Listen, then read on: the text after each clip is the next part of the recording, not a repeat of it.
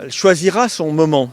Elle choisira le quand et le comment, mais il est évident que dans sa tête, et c'est quand même le premier élément essentiel, elle sera candidate. Je puis vous l'affirmer, candidate à la candidature, puisqu'elle doit être confirmée, cette candidature, par les instances du Parti socialiste et le vote des militants. Donc Anne Hidalgo, aujourd'hui, est déterminée, je vous le confirme. Elle a le soutien d'une très très large partie du Parti socialiste.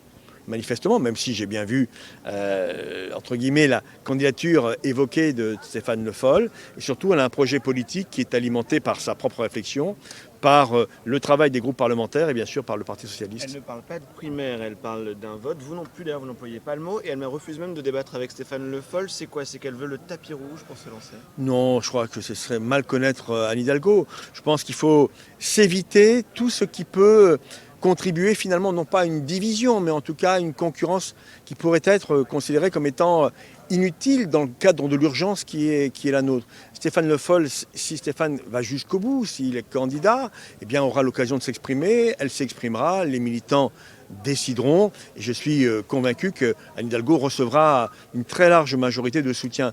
Et quand je dis ça, moi j'ai beaucoup de respect pour Stéphane Le Foll. J'ai été un de ses proches pendant de nombreuses années. Mais je considère qu'Anne Hidalgo aujourd'hui coche plus de cases qu'il n'en a pour pouvoir porter cette formidable aventure et difficile aventure qu'est une candidature à l'élection présidentielle.